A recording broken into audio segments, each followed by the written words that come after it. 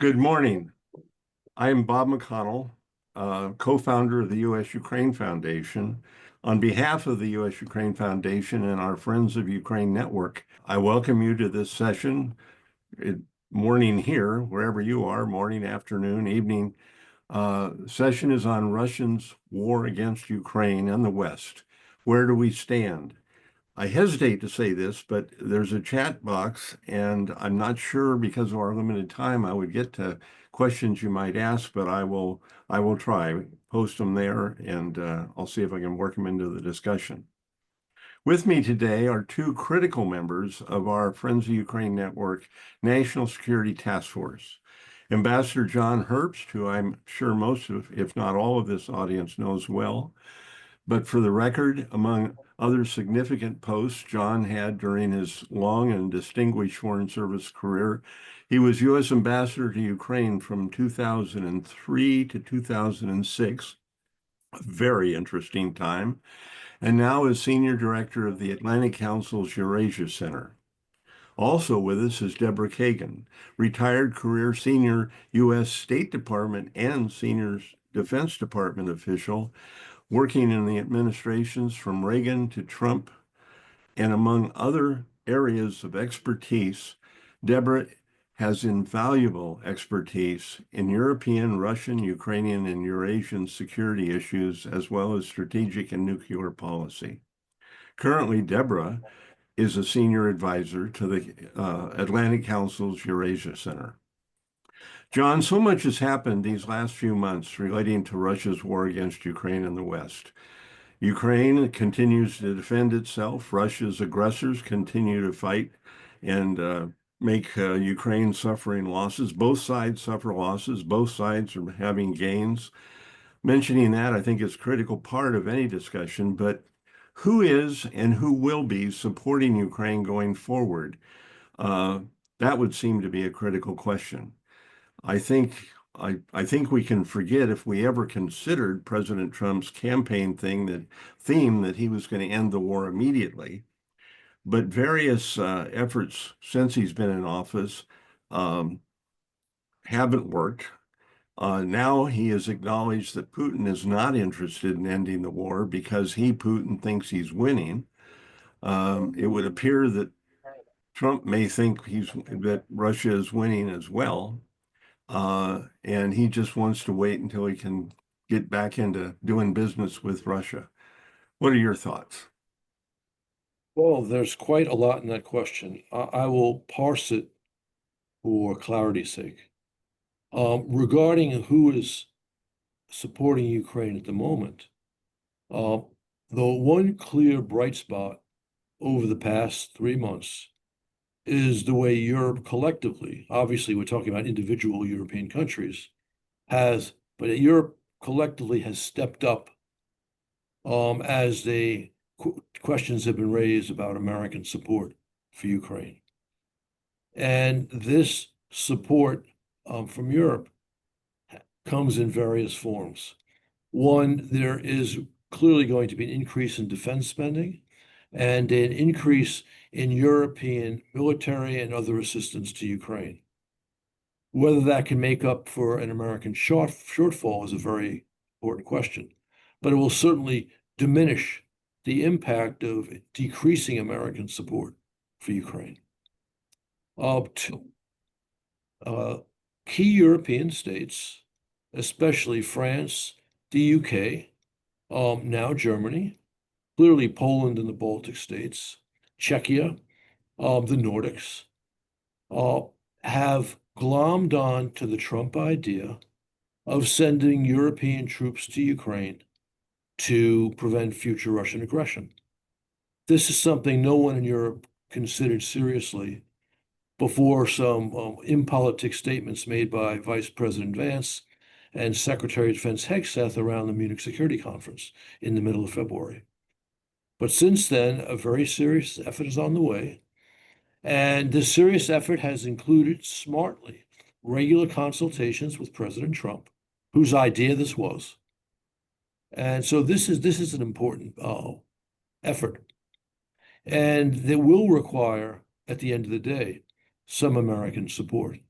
And that also opens the way to a greater, more supportive Trump administration role in this war. So I think those are the friends of Ukraine that have been stepping up since February. As for American policy, uh, you're certainly right that Trump has not achieved his objective of ending this war in 24 hours, or for that matter, his revised objective of ending it within 100 days. Uh, but thus far, although this is not, you might say, in high profile, thus far there's been no clear indication, no affirmative statement that Trump is backing away from his efforts to achieve a durable peace. Even when they talk about, quote unquote, drawing back from the negotiations, that's not a statement made for all time.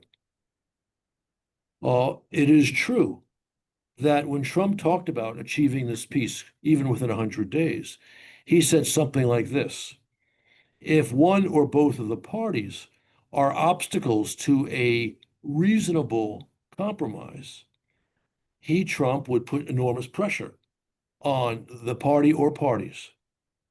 And sadly, what we've seen, and that's why people who understand how critical a Russian defeat in Ukraine is for American interests are concerned. Over the past 10 days, it looks as if Trump is willing to accept that Putin is the obstacle to peace, and yet we're not going to see Trump-led pressure on that obstacle to peace, which again cuts against the position Trump has laid out for months as a candidate after he won the election, and even to this point as president. We saw the serious pressure that Trump put on Ukraine for not even being an obstacle to peace, but for an unpleasant exchange in the Oval Office. We've yet to see anything comparable for now, at a minimum, 2+ months of Kremlin blocking reasonable Trump proposals for a ceasefire. And we've seen in the process to this date a very foolish willingness on the part of the administration as an inducement to get Putin to say yes to the Trump proposals, which Ukraine accepted without quibble. Trump willingness to offer Russia concessions. In other words, to give them carrots rather than pressure, which is not the way to deal with Putin, who believes Western support, especially American support for Ukraine, is waning, and he can therefore win the war. And that is very troubling. Now, there are some very tentative signs of reconsideration within the world of Trump. My understanding is the following. This is based on good information, but I can't tell you it's based on certain information, that the bill that Lindsey Graham and others in the Senate have been putting together for major sanctions, which today has 80 co-sponsors, which means 80% of the Senate has co-sponsored this bill. I've been told the following by people who have good inside information. Whether or not it's, again, ultimately accurate is unclear, because the information they have may have been accurate the moment they spoke it, and it could change overnight. But what I was told is the following: that the administration was not unhappy when Graham and others put this bill into play. At that point in time, they wanted that bill in play as pressure on the Kremlin.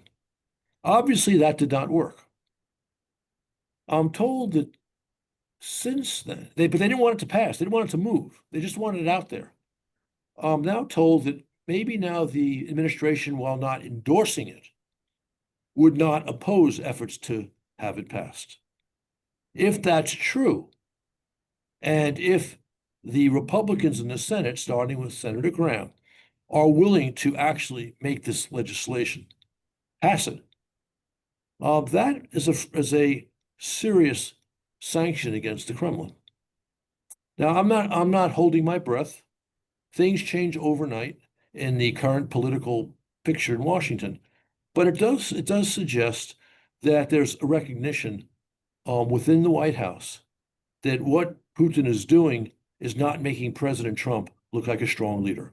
Yeah. Yes. Well, and I hear that too. And I hear that some of those people that have gone on as co-sponsors, I can't verify this for sure, but they checked. They want before they put their name on it, they wanted to know whether they're going to get blasted for doing so. Yeah. Yes. Well, we know that there was a good reason, over 50 years ago, 60 years ago, for John F. Kennedy, or maybe one of his speechwriters, to write Profiles in Courage. It's always, courage is always in short supply. Well, there's a lot there to keep discussing, but Deborah, before as part of this, you will know much better than I do. But my understanding is we have very limited monies left in what's been appropriated for and designated for Ukraine support. What's the status of where we are with what we could be sending or can send? So there is some money left, but by law, it cannot be spent unless there is a commensurate amount of money that would backfill US stocks. And that money is not there because Congress didn't authorize it. So the remaining money that people keep talking about as if it's there for the taking isn't really there for the taking, because the law has two sections to it, which is you can spend this, but then you have to backfill. And the backfill money was not allocated. So that is one of the most widely misunderstood pieces of the legislation, because I read articles every day about this money's just laying around and Trump won't spend it. But there has to be legislation that allows that to be spent. And since the defense budget's not there yet, it's all tied together. So that's the first point on this. So this money laying around thing is sort of a fallacy. The money that can be spent has already been obligated, and that equipment continues to flow. And other than a couple of hiccups, like Secretary Hegseth deciding, over a weekend he was going to stop supplies, which you all read about in the press. John and I knew about that, while it was going on. So we didn't wait for but this is an indication that John and I actually understand operational security and don't talk publicly about things, unlike some other people. And then of course, halt by Trump in a fit of pique, not understanding that Putin was his problem and not Zelensky. So that's the clarification on the weapons issues. The assistance group in Wiesbaden is still continuing. There's still US members of the military there. The transit point in Poland has been taken over by the British and the Germans. The US is pulled out of that. And you saw it in the press, so we can talk about it. There's a move to do away with the separate DASTI for Russia, Ukraine, Moldova, Belarus in the Pentagon, and folded under NATO, Europe as well. So it'd be less, there's not a lot of people left in that office as it is, so it'd be less people sort of focused on this issue writ large. A couple of things, if you'll permit me, on what John's already said. The first is sanctions to me are largely in the noise unless they're implemented. And I think implementation is along the lines of what Poland did this week. I think it was a day ago when it stopped the Russian ship who they thought was going to be cutting cables, undersea cables. That's willful power being shown, and not waiting for someone else in NATO to tell them whether they can or cannot do that. Additionally, after these, torrid Romanian elections, there was a bill circulating in Romania for over a year, and there were some people who were very pro-Russian who didn't want it to go forward, but the day after the elections, it's now been formally signed by the outgoing government, who is, part of the same party of the newly elected government. And that allows Romania, without permission from NATO, to actually shoot down any assets that overfly Romania on their way to hit Ukraine. So a number of things have landed in Romania, a number of drones, a number of missile parts, and that sort of thing. Now, the new legislation allows their military to shoot those suckers out of the sky. That to me is compelling legislation. Other countries have that legislation already. Romania's was due to some sort of Cold War hiccups, post-Cold War hiccups, I should say. And but I think that that's a very positive development as well. And then the third thing that I'll say is it's not just this investment in defense budgets. You know, Trump is wedded to these terms of like 5%, which is kind of humorous because the budget that OMB just put forward for the US would have us under 3% for spending. So we're talking stripping the military to sort of post-Vietnam levels, which is ridiculous. And it took us 15 years to clean up after that mess, to redo the military after that mess. And that's what they're inviting again. But it's an issue of capability and capacity. So it's not just investing more in your top line, it's how that money is spent and what it does. And I think the Europeans, for the most part, not every country, but is doing this in a way that it builds capacity and capability. So it's not just this 60% of that raise is going to go to labor costs, you know, it's actually going into development. Moreover, if I can continue, Bob, let me know if I'm getting out of line here. France, the UK, Sweden, Finland, Italy, Poland to a lesser extent, the Balts, all have types of military industry. And those that don't have heavy industry have startups. The Balts, in particular Estonia, Lithuania, have a huge number of startup companies that, and all those countries that I named, maybe with the exception of Italy, are testing out these new weapons in Ukraine because they understand that that's going to let them know what works and what doesn't work, whereas the United States is not doing that. Maybe some of our small startup companies that are dual use are doing it, but there's no US permission to have that happen for the US. So we're going to fall behind the efficacy of our weapon systems, behind France, behind the UK, behind Sweden, etc., major defense producers, because we're not letting our guys do that. So I think that's also one other point. Two other things on John talking about this peace process, what the Europeans are doing. You know, Trump talks about his close relationship with Erdogan, and I get it, but Erdogan is profoundly unhappy at the thought of Russia opening up a new port facility in Crimea.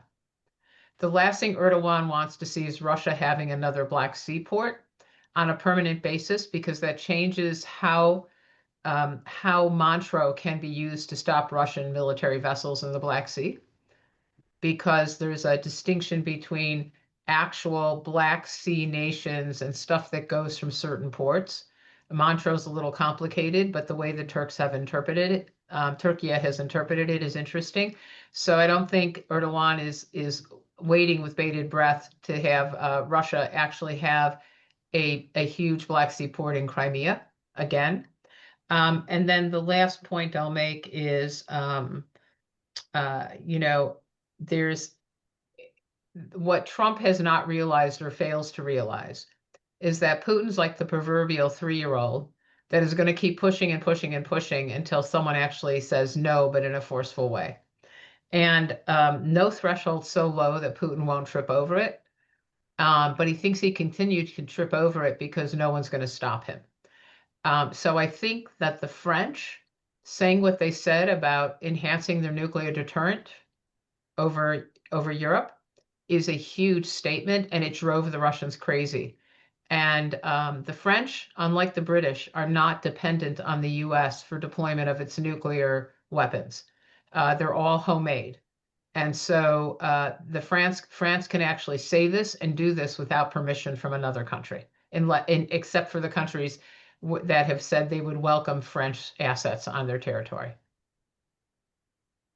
Well, I mean, all of this is very, very important. I mean, what's happening in Europe, especially given what we don't know is going to happen here in the United States.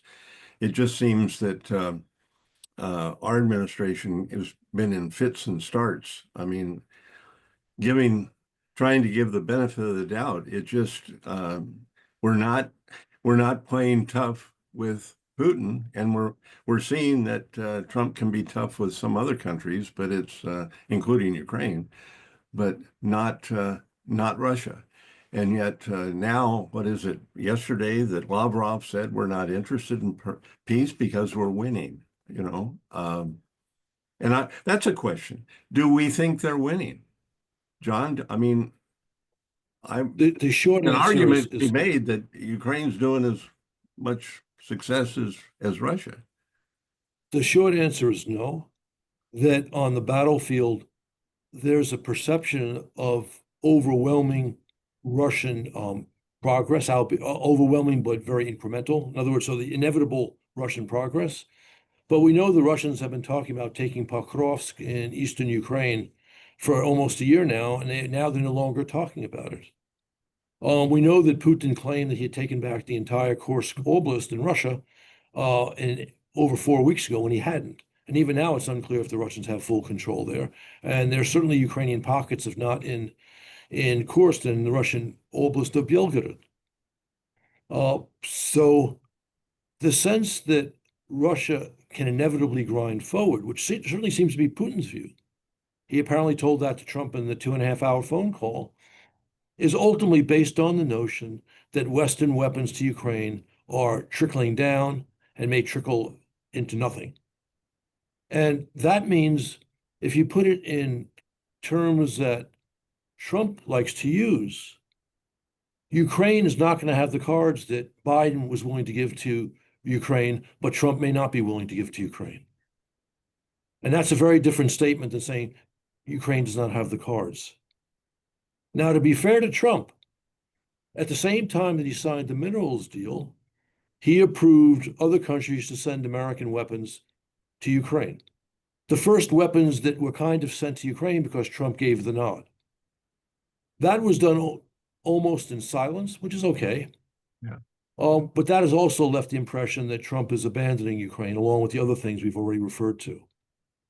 I am not certain that that's in fact what's happening, because again, that would make Trump look like Putin's poodle, a look he doesn't like.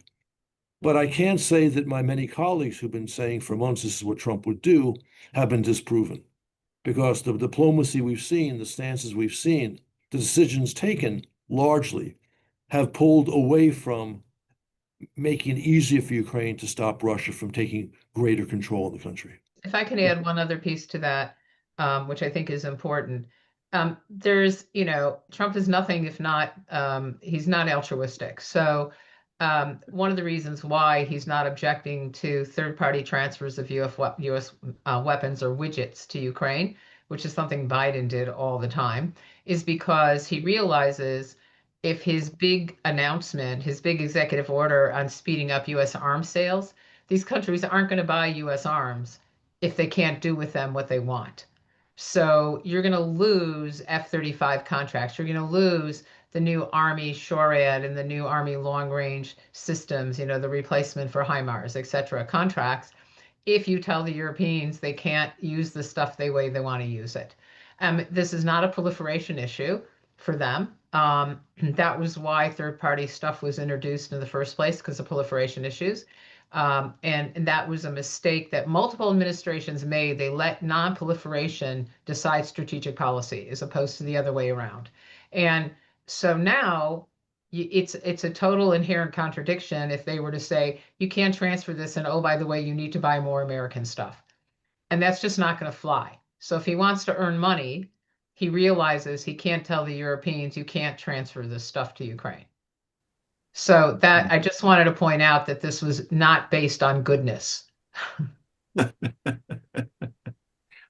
No, good, very good point. As far as the quote unquote negotiations or non-negotiations, I'm not even sure where I think they are, other than Trump has said at this point that he's backing away. But Secretary Rubio, was it a day or two ago, said, well, we're waiting for Putin's peace terms. I was dumbfounded. I mean, we're asking the aggressor the terms he wants to stop his aggression. I mean, I don't know where this fits in anything. Bob, actually, I'm glad you raised that, because I should have mentioned it too. But my interpretation of that is actually somewhat positive.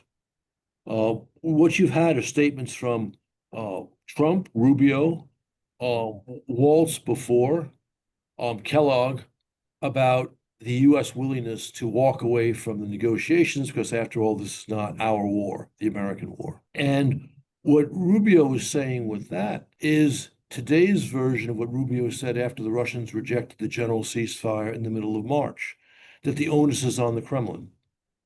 Now, of course, then, in the middle of March, he was operating off the still repeated Trump position. If either side blocks progress, I'm going to put pressure on them. And that was Rubio saying pressure's coming on the Russians unless they step up. Sadly, since then, what we've seen is the Russians have stepped back in precisely the way everyone who knows Russia expected, meaning being an obstacle to peace, and without President Trump talking about bringing a hammer down on them. So I have no problem with Rubio saying that. The question is what happens if and when the Russians actually give us their proposal. And if they do, it will sound like what Lavrov said and what Putin said, which is no change in their objectives and their draconian terms for peace. And then again, what is the American reaction to that? Is that the point where Trump turns around and puts pressure on Russia? Is that the point where he repeats what he did after the phone call this past Monday and look like a rather weak interlocutor for the Kremlin? We wait and see.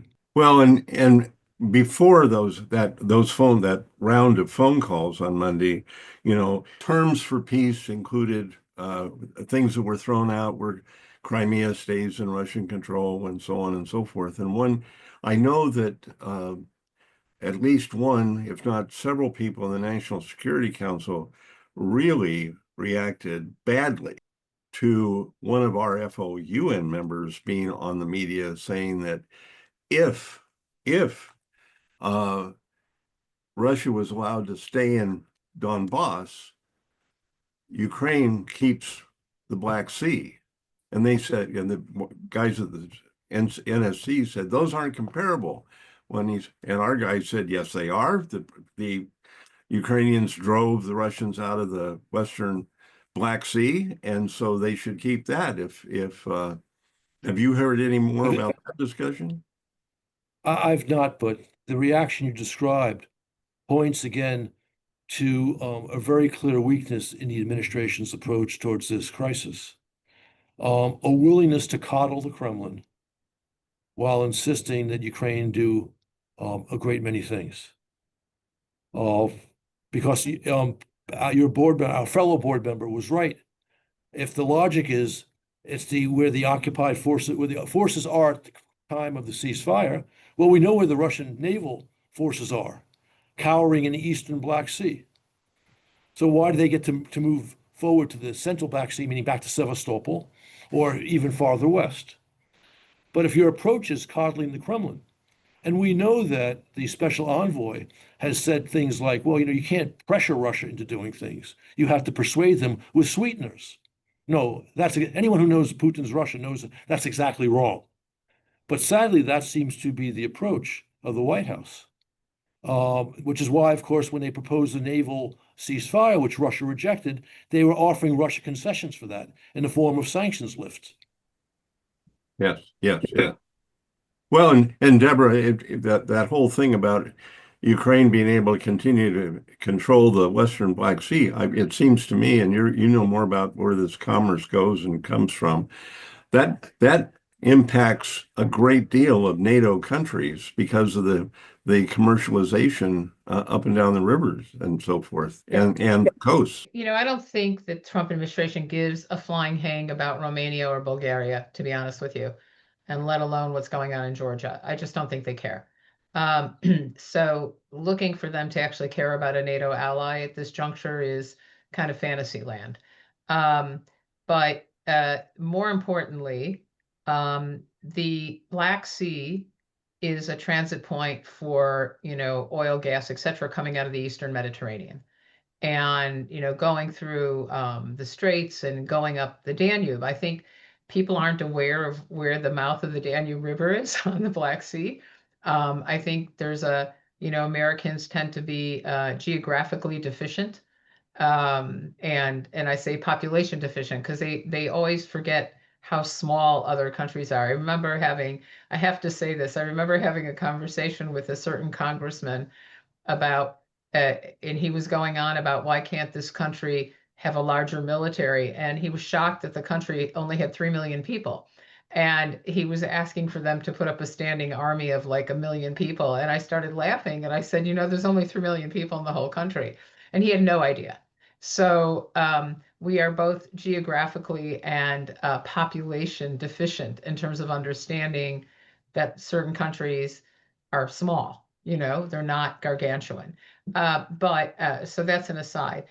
Going back to what John said about Putin and sweeteners, those of us who had to deal with Mr. Putin when he was when he was head of the FSB, and I won't say names, but some of us who are on this call never were very sweet to Mr. Putin in those conversations. So and we achieved some of what we needed to get, but we were never very sweet. We gave it back as good as we got it, and then some. But going back to your question, yes, it is an important transit facility. I mean, John heard me say this the other night, sort of pie in the sky. I would do a couple of things. One, you want to stay in Crimea, then let's have this a joint Russian Turkish base in Crimea, not just a Russia base. Put Turkey in there.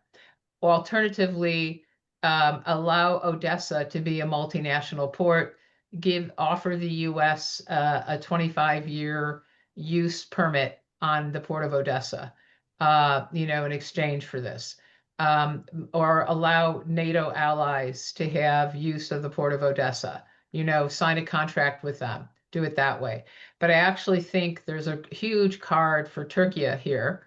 And again, Erdogan tends to be as mercurial as Putin as Trump. Maybe that's why they all talk to each other.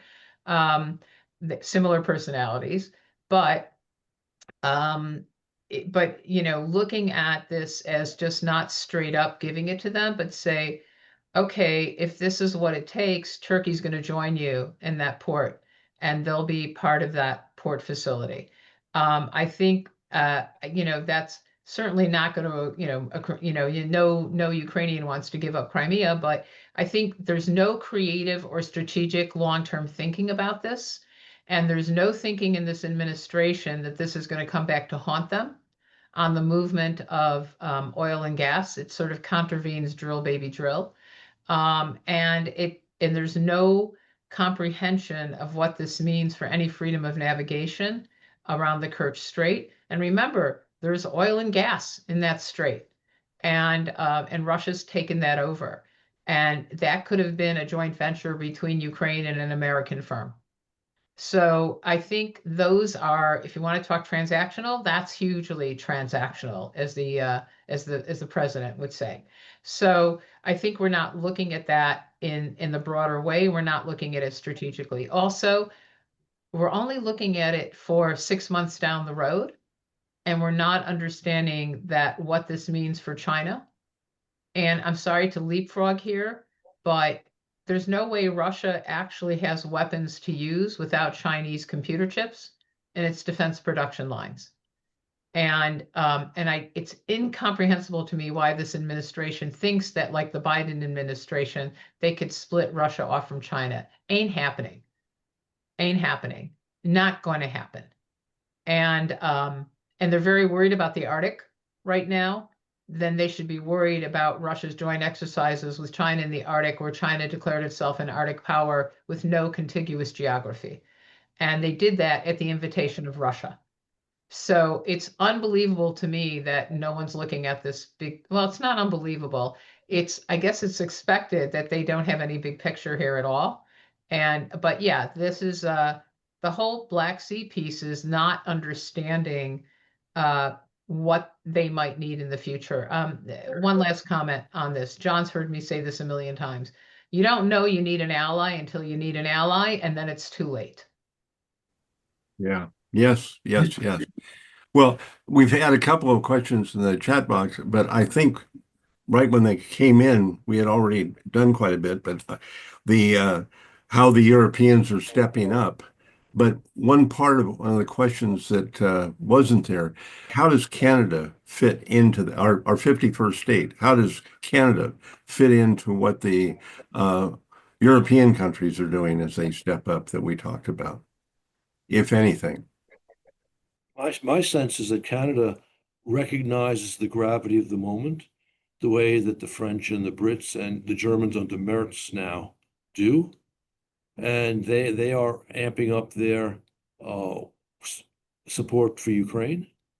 And I think they're also increasing their defense spending, but Deborah would know more about that than I do. I think thanks to Donald Trump, they reelected a labor, a liberal government. Nothing like doing that.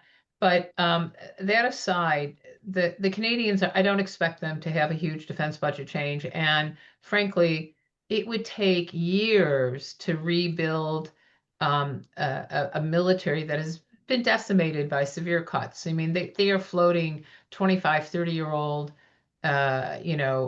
vessels with old helicopters, and that doesn't change overnight. We went through, as I said, the same thing post-Vietnam, where we decided we weren't going to go to war again, and your enemy gets a vote, so you don't get a choice.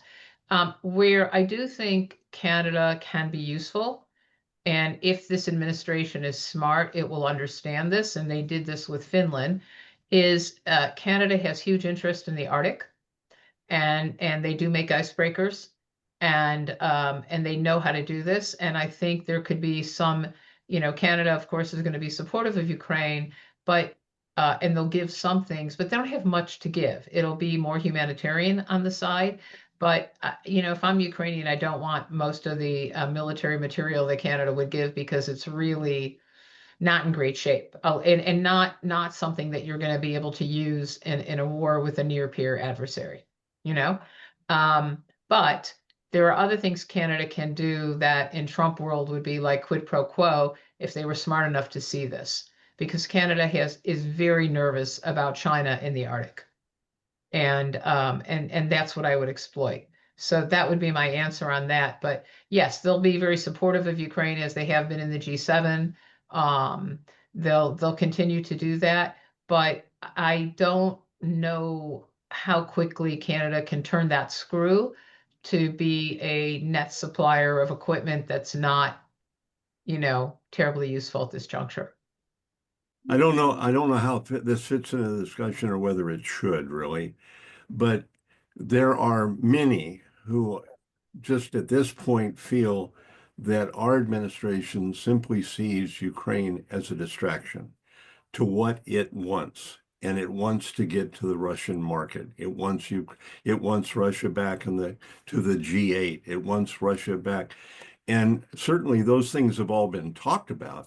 But the notion that Ukraine is just an inconvenience and somehow go away, just we don't want this anymore.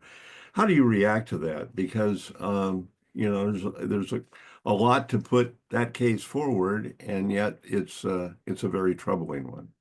I think the way to begin to understand this is to recognize is there are at least two camps around Trump when it comes to policy towards Russia and policy towards Ukraine. And certainly the group that wants to essentially give Putin his way in Ukraine considers Ukraine to be an impediment to the relationship that they believe we should have with Russia. This group, though, is exceptionally naive on what Russia's policy is, even without reference to Russian national security strategy declares the United States is Russia's principal adversary. So they want to undermine our position globally, in Europe first and foremost, break the transatlantic tie between the US and Europe, but globally. And this group, too, seems to have embraced the failed, weak policies of the Obama administration towards Russia. It was Obama who gave us the Great Reset, which was a failure. And this group around the president is also undermining Trump's own energy policy. We have heard the truly stupid idea coming from the administration that maybe as part of the deal on Ukraine, we help Russia get its energy market back in Europe. Right now, American LNG is being sold in Europe. If we were to let Russia replace American LNG, that would cost our producers, Americans, many billions of dollars a year, and would also restore Europe's geopolitical dependence on Russian energy. And we saw how Russia abused that dependence in the run-up to its big invasion and after the big invasion. So the notion of riches for American business in Russia, never justified by any American experience in Russia, and actively contradicted by the reset, and actively contradicted by any analysis of the impact of what restoring Russian gas to European markets would do to American LNG, is a completely foolish idea, both geopolitically and economically. So I know John has to run, so I'll just say this. There's a couple of rich guys around Trump who think they can make money on investing in reopening Nord Stream 2. That's what it comes down to. This is like two guys and a dog in a Subaru, you know? That's what this comes down to. And but the fact of the matter is, not only does US LNG being sold in Europe, it is the number one exporter of gas to Europe now. Number one, exceeds Norway, which is there, is number two, and then there's Azeri gas and you know, that sort of thing, and some gutter gas. But we exceed all of them. We are the number one. We control the European market, and that's great for US LNG because it's cheaper to transport LNG to Europe than it is to the Far East. And so Russia's doing all these undercutting and taking, you know, 40% losses on shipping its gas to, you know, India, to China and other countries like that. And it's actually more expensive for us to ship to the Far East, and we lower transportation costs, and U.S. companies are making a lot of money. So again, contradicts drill baby drill in a major way. The LNG producers quietly, not publicly, are saying, what the F is going on here? And they're just shocked by this.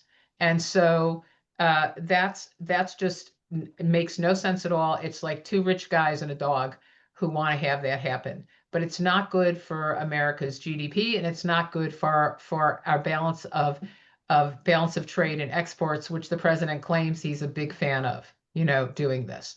So that makes no sense at all. Russia makes nothing that we want. They make oil and gas, and they have byproducts, but we make the same things, and we don't need them from Russia. And I don't know how desperate we are to sell, what was it, John, frozen chicken wings or drumsticks to Russia? In the 90s. Yeah. Yeah. I mean, there's nothing there that would make this a great trade market for us. And there's nothing that they make that we really want. And it's just not in the cards there. And so it makes no sense economically, except if you're like a rich guy who's tied up with some Russian oligarchs and you think you can make some cash for yourself. It's a very selfish thing. But in the long run, it's not. And frankly, anything that a US AI company or high tech company sells to Russia will be used against the United States in any conflict or even a pretend conflict. So again, no strategic thinking, is just like, how can I get rich and make some money here? It's not good for America. It's not good for the American people. It's not good for the working class that Trump claims he loves and wants to support, because they will lose their shirts. I know, John, you have to leave. I want to ask one really quick question. Is there any update on where European countries are on frozen Russian assets? Sadly, nowhere. Yeah. It took the Biden administration 3.5 years to realize this was an important issue to fix, and they did some good work in their last 8 or 9 months in office. Uh, and I believe that Secretary of the Treasury Bessent as he was preparing for his confirmation hearing, said things about this is something we should look at. But the administration, the Trump administration, has not looked at this as something to use in office. We know that the Brits and the Canadians would be willing to move, but the other members of the G7 not. They moved last year because Biden pushed hard, to his credit, although he began late and he didn't do enough even at the end. There's still close to $300 billion worth of frozen Russian assets outstanding, which could be used to help Ukraine fund its war effort. But it's not going anywhere, sadly. Well, John, I know you have to leave. I'll excuse you. Deborah, thank you. I think we had a good discussion. We have some questions, some of which I think we've touched on the answers in the chat box, but I'm sorry we just can't get to them. And Deborah, always appreciate your being there. Appreciate your expertise. You add so much to every discussion. And thank you all for those of you listening. Slava Ukraini and God bless America. Goodbye.